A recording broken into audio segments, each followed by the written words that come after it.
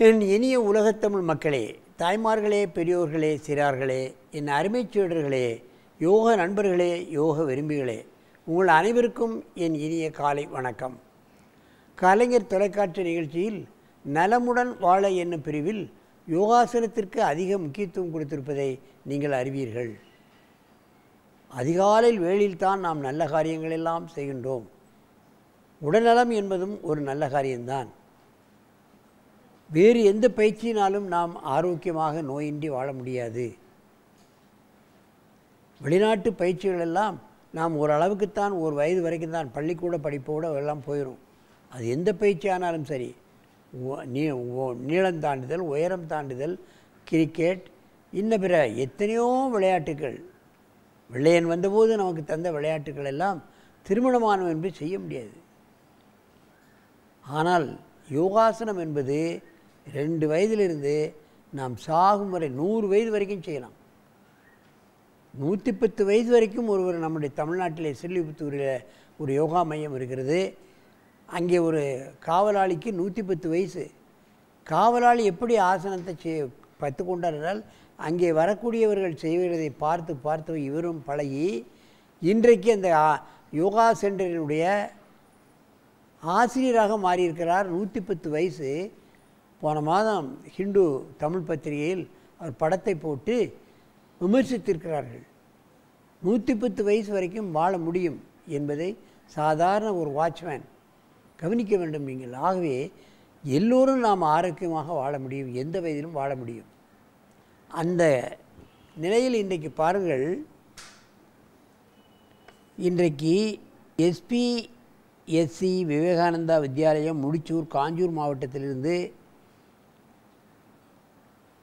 அங்கே பள்ளி செயலர் மீனாட்சி சுந்தரம், முதல்வர் அமுதவல்லி, அங்கே யோகாசன ஆசிரியராக இருப்பவர் ராஜகோபால் அவர்கள் வெகு நாட்களாக பல்வேறு பள்ளிகளில் மாணவர்களை பழக்கி மாவட்ட மாநில அளவில் பரிசுகளை வாங்கி கொடுக்கின்ற ஒரு அற்புதமான யோகா மாஸ்டர். அவர் இப்பொழுது நிறைய மாணவர்களை இங்கே கூட்டி வந்திருக்கிறார். கௌதம் 9வது வகுப்பு, மாதவன் 9வது வகுப்பு. இப்பொழுது அவர்கள் ஓம்கார ஆசனத்தை செய்கிறார்கள். அது கொஞ்சம் ஓம் என்ற எழுத்து எப்படி இருக்கிறதோ அதே மாதிரி செய்யக்கூடிய வல்லமை பெற்றவர்கள். என் அருமை மாணவர்களே, நீங்கள் மெதுவாக பத்மாசனத்தை கலைத்துவிட்டு ஓம்கார ஆசனத்தை செய்யுங்கள், பார்க்கலாம்.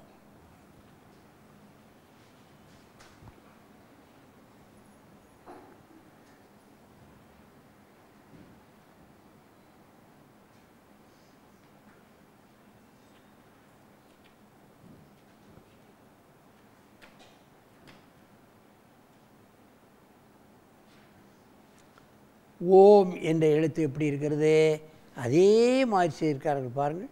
ஏகபாதாசனம் வந்து விடுகிறது, உத்தித பத்மாசனம் வந்து விடுகிறது. 2 கைகளுடைய பலத்தினிடையே அந்த உடல் எடை அத்தனையும் தாங்கக்கூடிய வல்லமை வந்து விடுகிறது. மனோதிடம், மனோ வலிமை அத்தனையும் மாணவர்களுக்கு வந்துவிடும். நினைவாற்றல் பெருகிவிடும். உடலில் உள்ள அத்தனை உறுப்புகளும் செமையாக வேலை செய்யும் என்பதை நீங்கள் தெரிந்து கொள்ள வேண்டும். மெதுவாக இந்த ஆசனத்தை கலையுங்கள்.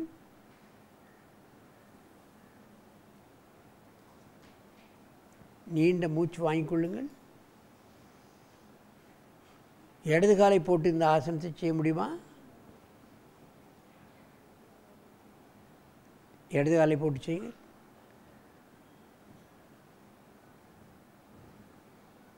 அப்படிதான் அதற்கு மாற்று ஆசனமாக அமையும். வலது காலை போட்டால் இடது கால். எந்த சிரமமும் இன்றி, முகத்திலே எந்த விகாரம் இல்லாமல் அழகாக அற்புதமாக மெதுவாக செய்கிறார்கள் பாருங்கள். அதுதான் முக்கியம். முகத்தை கடுகடுப்பாக வைத்து கொண்டோ இறுக்கி கொண்டோ மூய்த்து பிடித்து கொண்டோ இந்த ஆசனத்தை அவர்கள் செய்யவில்லை.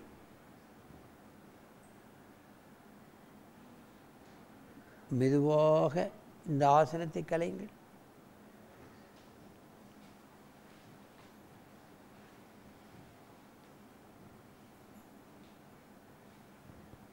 நன்றாக மூச்சை இழுத்து கொள்ளுங்கள். இப்பொழுது இந்த ஆசனத்தை நீங்கள் ஒருவருக்கொருவர் நேராக பார்த்து கொண்டு செய்ய வேண்டும். அப்படியே திரும்புங்க.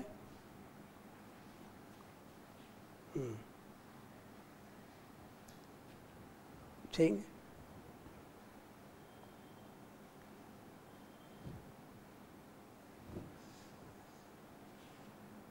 மெதுவாக செய்யுங்க, அவசரப்படும்.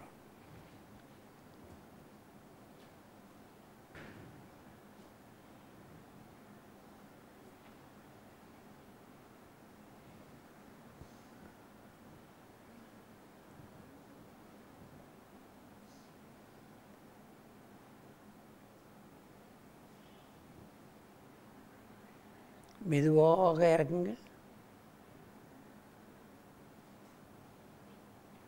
நேரடியாக திரும்பி உட்காருங்க. பத்மாசனத்தில் உட்காருங்க. என் அருமை பெரியோர்களே, தாய்மார்களே, இவைகளெல்லாம் அற்புதமான ஆசனங்கள்.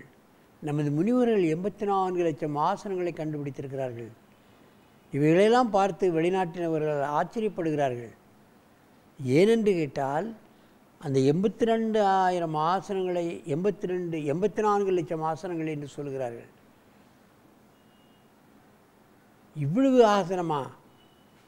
அந்த 84 லட்சம் ஆசனங்களை அவர்கள் செய்த காரணங்களால் தான் அவர்கள் 10,000 ஆண்டுகள் வாழ்ந்ததாக யோக இலக்கியங்கள் கூறுகிறது.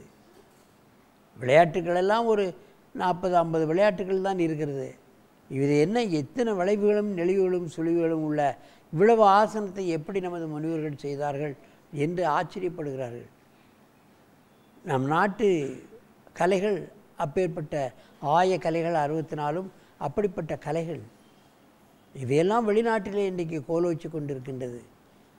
என் அருமை பெரியோர்களே, இது போன்ற ஆசனங்களை மாணவர்களுக்கு மேலும் மேலும் கற்றுக் கொடுத்து அவர்களை வல்லவர்களாகவும் நல்லவர்களாகவும் மாற்ற வேண்டும் என்று கேட்டு உங்களிடத்திலும் என்று விடைபெறுவதே ஆசனம் ஆண்டியப்பன். வணக்கம்.